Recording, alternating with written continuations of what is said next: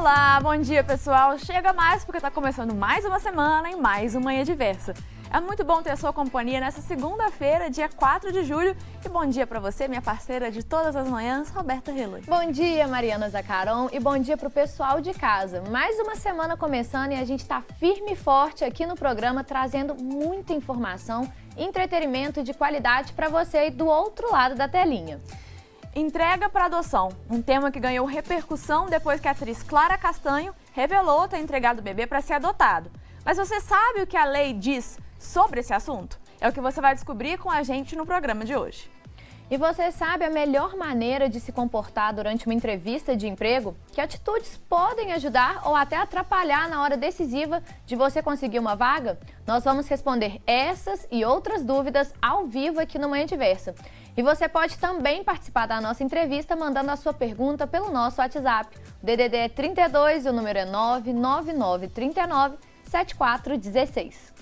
Segunda-feira também é dia de resenha esportiva com Gabriel Luterbach.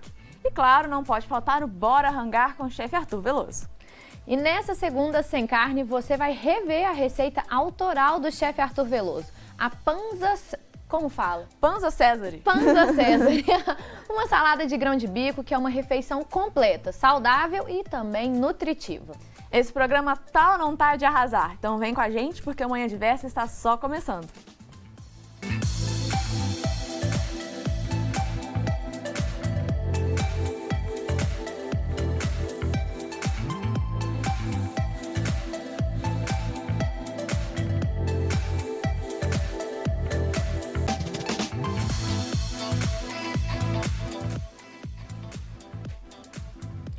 A jovem atriz Clara Castanho, de apenas 21 anos, revelou na última semana em uma carta aberta nas redes sociais que foi vítima de estupro e que engravidou durante a violência sofrida. Além disso, Clara também sofreu uma série de violências e ameaças durante o parto e na entrega voluntária do bebê para adoção. Vamos relembrar o caso? Na postagem, Clara revelou ter sido vítima de estupro e engravidado durante a violência sofrida. Ela descobriu a gravidez durante um exame na região abdominal para identificar a origem de um mal-estar. Vítima também de violência obstétrica, Clara relatou que foi obrigada a ouvir atrocidades do médico sobre a gestação. Depois de uma profunda reflexão pessoal, a atriz buscou uma advogada para fazer a entrega direta da criança para adoção, um processo totalmente sigiloso e garantido pela lei brasileira. Clara contou que no dia do nascimento do bebê, foi abordada por uma das enfermeiras do hospital e, ainda anestesiada, sofreu ameaças com frases do tipo: "Imagina se o colunista tal descobre isso". Ao chegar no quarto, ela recebeu mensagens do colunista mencionado. Ele já tinha todas as informações. Nos dias seguintes, dezenas de notícias, muitas delas mentirosas, começaram a ser divulgadas. E em meio a todo o sofrimento, Clara se viu forçada a tornar público todos os acontecimentos que viveu. E para conversar com a gente sobre esse direito de entrega para adoção, está aqui com a gente a promotora de justiça, Samira Ribeiro. Doutora Samira, muito obrigada pela sua presença aqui hoje para conversar sobre esse assunto, né? E como a gente viu aí na reportagem, né, mais detalhes sobre o caso da Clara Castanho, acabou trazendo à tona esse assunto, esse tema, esse direito que muita gente não conhece, que é a opção de entregar um bebê para adoção. Mas afinal, o que a lei diz sobre isso, sobre essa entrega para adoção? Bom dia, Mari. Bom dia, Roberto. Eu queria dizer inicialmente que é um prazer estar aqui com vocês. Olha, essa questão diz respeito a um programa que a gente tem no Tribunal de Justiça, que é o programa de entrega legal. Toda gestante, não precisa a criança ter nascido ainda, se tiver interesse de fazer a entrega dessa criança para que uma outra pessoa, né, venha criar, dar amor, dar carinho, ela pode fazê-lo, já procurando inclusive isso antes do nascimento da criança ou depois. E aí, qual procedimento, então, essa gestante ela deve seguir para conseguir, né, fazer essa entrega segura e tudo conforme a lei? A quem essa mulher ela deve procurar? Olha, o caminho mais rápido é o caminho da vara da infância. A gestante ou a parturiente, aquela pessoa que acabou de ter a criança, ela pode procurar a vara da infância informando que ela deseja fazer a entrega legal. Claro que não é só a vara da infância. Existe toda uma rede de proteção que está ali para acolhê-la. porque o ato da entrega é um ato que tem que estar muito amadurecido. Então, ela também pode procurar Conselho Tutelar, pode procurar CRAS, CREAS, Ministério Público, Defensoria Pública. Geralmente, elas procuram, na maternidade, o serviço social da maternidade, mas no final tudo deságua na vara da infância. E durante a gestação, né, todo esse processo, que tipo de acompanhamento que essa mulher recebe até o dia do nascimento da criança ou até o dia da entrega para adoção? Olha, o processo de entrega, como eu já falei antes, é um processo que tem que estar muito amadurecido. O que significa estar muito amadurecido? Para fazer a entrega, é algo que a pessoa tem que saber que no momento em que ela dá o filho para outra pessoa, ela na realidade, ela está perdendo aquele filho, ela não vai ter mais acesso àquele filho, não vai ter mais contato com aquele filho. Então, o importante, inicialmente, é que ela esteja amadurecida. Mas como é que ela faz esse processo de amadurecimento? Uma das coisas mais importantes que acontece no processo é a acolhida. Essa parturiente, essa gestante, ela é acolhida pela vara da infância. Um assistente social, um psicólogo entram em contato com ela e começam a conversar com ela para entender o porquê que ela quer fazer essa entrega. Muitas das vezes, durante essa acolhida, durante esse trabalho que é desenvolvido na vara, essa pessoa desiste da ideia. Não é raro, a gente acompanha a gestante, todo o processo de entrega, né, durante a gestação e na hora que o neném nasce, que ela vê o rostinho, que ela gosta de ver a criança, que os pais, às vezes a família fala assim, não, fica, a gente vai te ajudar, ela volta atrás. Então, ela é acompanhada durante todo esse processo, até no aspecto emocional dela. Com certeza, e é um aspecto que tem que ser levado muito em conta, né? Porque essa mulher, ela tá aí passando por essa incerteza, esse desamparo e que ela consiga, então, encontrar essas respostas junto a esse apoio aí profissional. E esse caso que a gente levantou aqui hoje, da Clara Castanho, foi um caso, então, de uma entrega fruto de um estupro.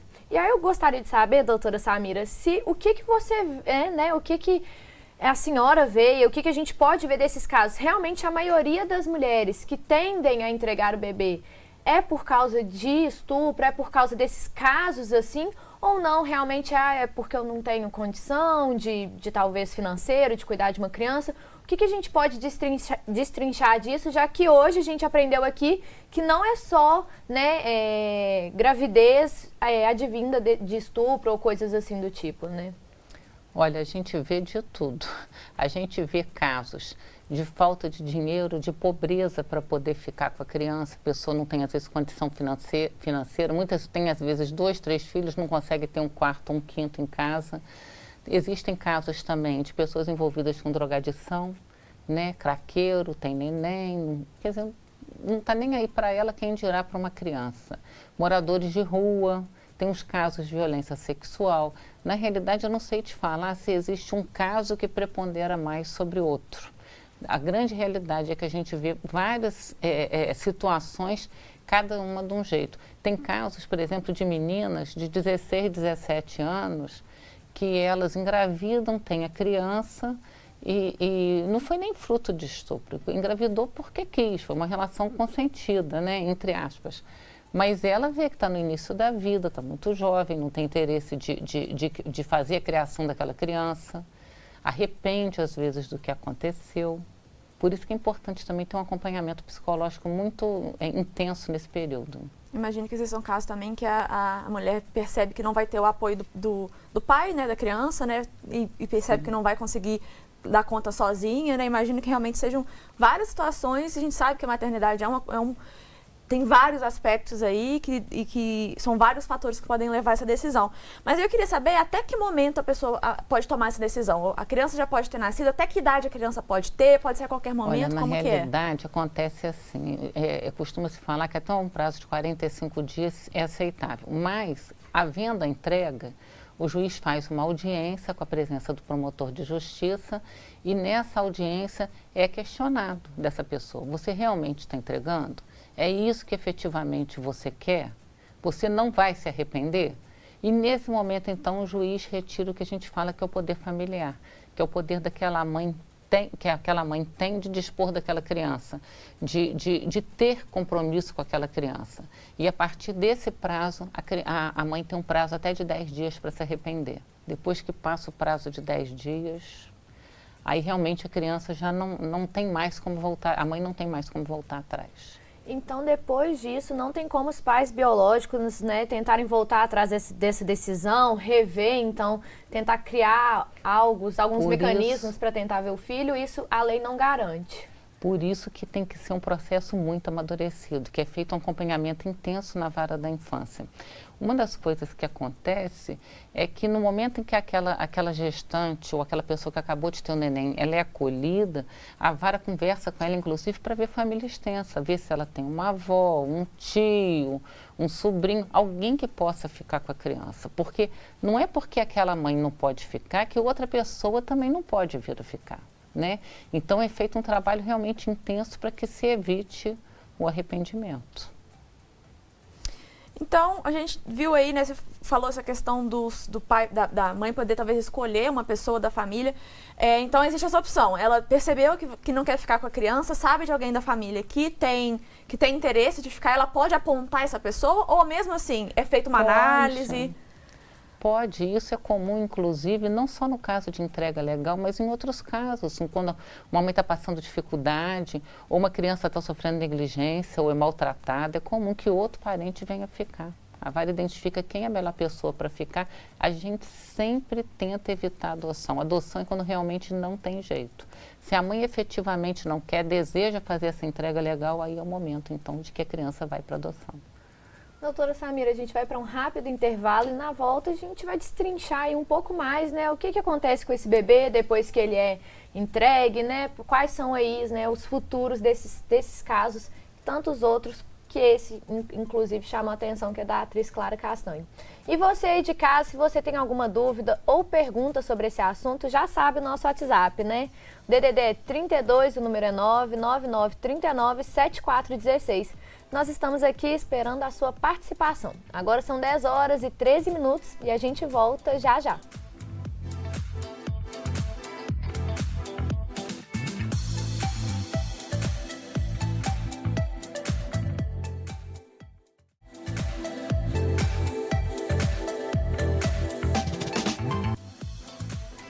Bem Diversa de volta para você, agora são 10 horas e 16 minutos e hoje aqui no programa nós estamos conversando com a promotora de justiça, Samira Ribeiro, sobre o direito que toda gestante tem de entregar o bebê para adoção e como fazer isso dentro da lei.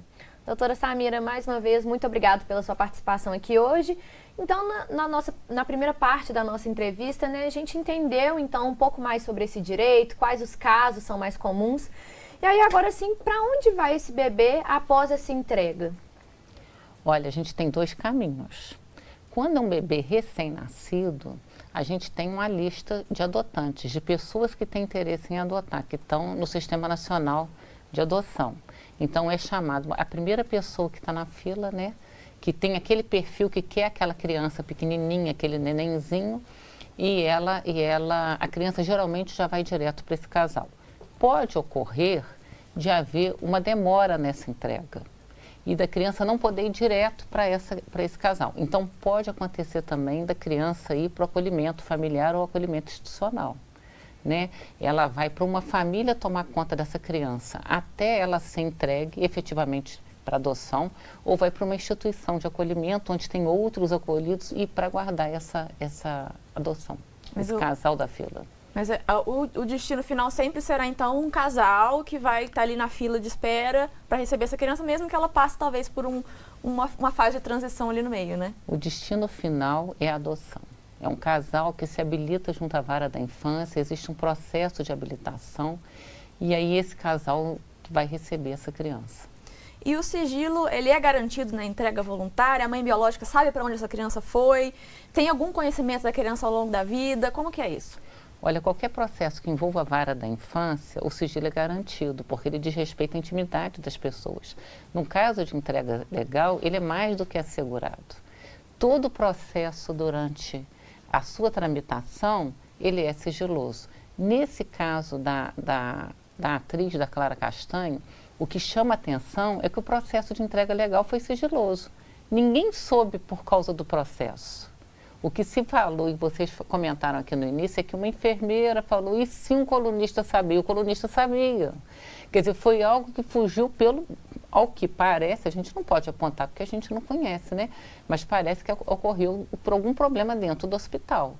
Mas ninguém ficou sabendo que isso aconteceu porque na vara da infância, onde ela foi atendida, alguém falou, alguém deu publicidade e algo do gênero.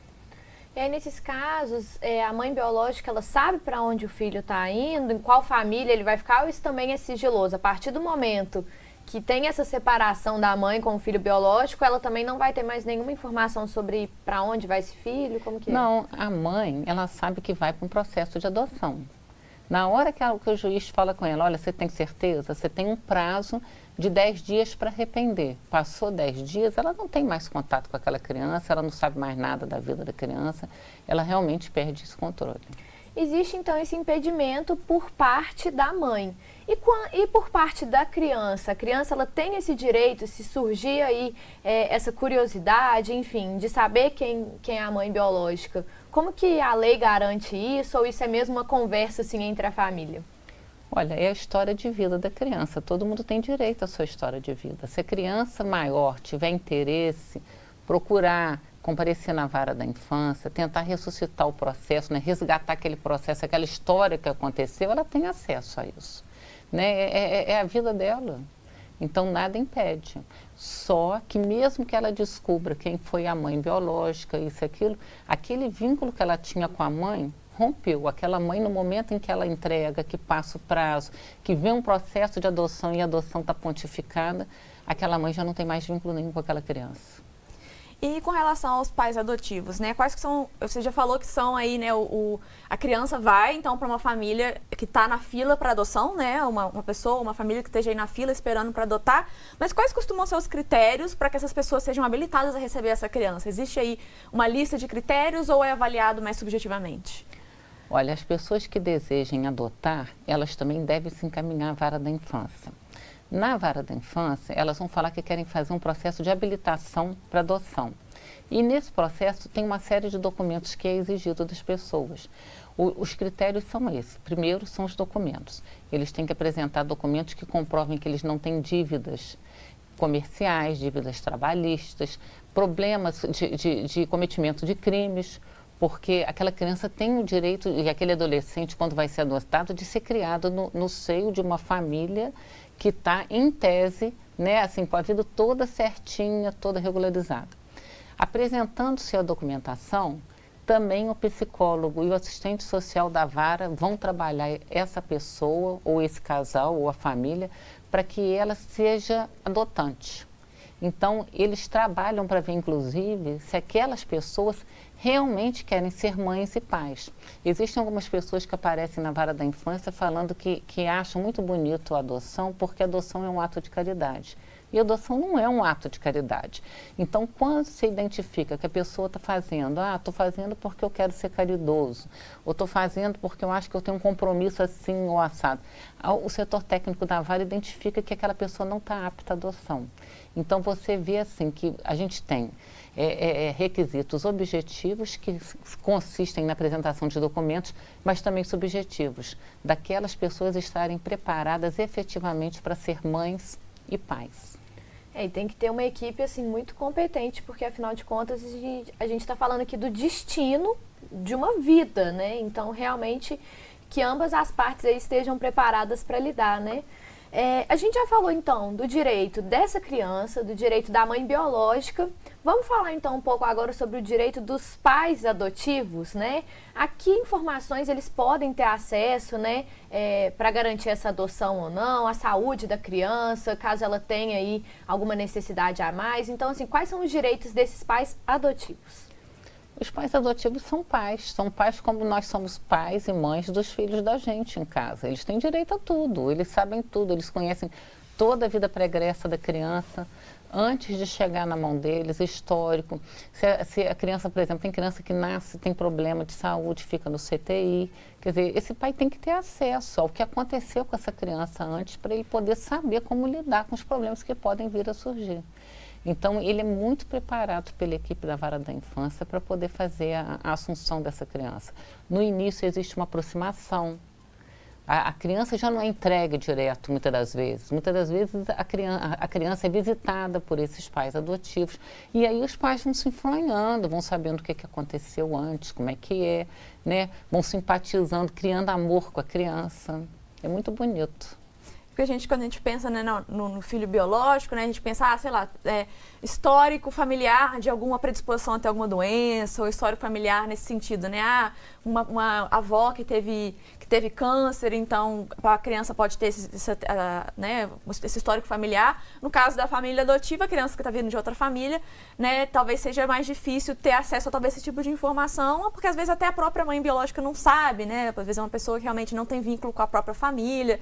Então eu imagino que aí realmente precisa ter todo esse trabalho, esse cuidado, até porque nesses casos, assim, né, a gente pode ver necessidades realmente que surgem, que são talvez um pouco diferentes das necessidades que às vezes uma criança que nasceu naquela família vai ter. E a gente recebeu aqui o relato do Aloilson de Betim. Olha só, Aloilson, muito obrigada pela participação.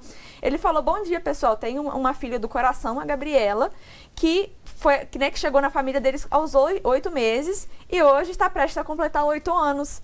E ele falou que eles entraram na fila de adoção em junho de 2008. Aí um caso de uma adoção aí, de uma família, né, que recebeu a Gabriela, que está prestes a completar 8 anos, né, e uma de várias crianças aí que são agora, né, é a família delas, né, como qualquer outra família, como você mesmo disse, né, não é uma pessoa que está ali fazendo caridade, ela é uma filha, faz parte da família. Aloilson, muito obrigada pela participação, um abraço para você e para a Gabriela. Legal, né, a gente receber essas participações. Não, é muito bonito você ver ele falando, uma filha do coração, né, é um ato de amor, é muito bonita a adoção. E a gente continuou recebendo interações do pessoal de casa, dessa vez da Renata, de Juiz de Fora, que é o seguinte: os pais adotivos podem adotar, e aí eu não sei se está certo, com ser salário? O que seria isso? Ah, com qualquer salário, é porque aqui está escrito ser salário. Não. Com qualquer salário, existe aí um critério financeiro? Na realidade, não é que com qualquer salário. Eles não podem adotar sem renda comprovada nenhuma. Porque se a pessoa não consegue dinheiro para sua subsistência, como é que ela vai prover a subsistência de uma criança, né? Então, eu acho que nada impede, mesmo que a pessoa ganhe pouco, se ela conseguir comprovar que ela consegue se manter e manter uma criança, nada atrapalha.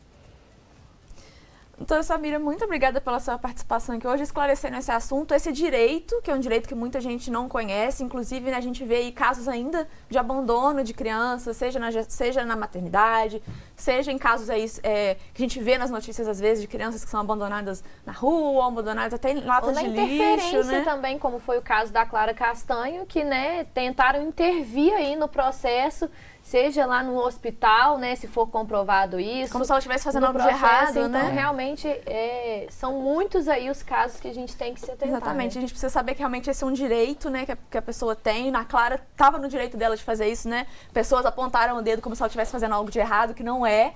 E é um direito que as pessoas precisam conhecer, como todos os direitos. Então, muito obrigada por ter vindo aqui esclarecer esse assunto pra gente. Está realmente tão em alta e precisa ser discutido, né? Olha, eu queria agradecer muito a vocês, principalmente por a gente poder divulgar o programa de entrega legal do Tribunal de Justiça. Olha, entregar uma criança é um ato de amor. As pessoas às vezes julgam, não entendem, mas é muito melhor essa criança ser criada por alguém que vai amá-la, que vai provê-la de tudo que ela necessita, do que ficar com uma mãe que às vezes não tem condição, às vezes física, psíquica, econômica, né? Cada um tem seu motivo para entregar. Então é muito bom a gente ver que a mãe está doando aquela criança. É um ato de amor que vai, inclusive, dar provimento aos anseios de quem às vezes está numa fila de adoção há anos esperando uma criança, né? Então, quando você entrega um filho, você também está praticando um ato de amor. E eu que agradeço a vocês. Estou sempre à disposição. Obrigada. Muito obrigada. Daqui a pouquinho tem Bora Rangar, com receita do chefe Arthur Veloso, movimento Segunda Sem Carne continuando aí, a salada Panza César, criado pelo nosso chefe Arthur Veloso. Então não sai daí, a gente volta já já.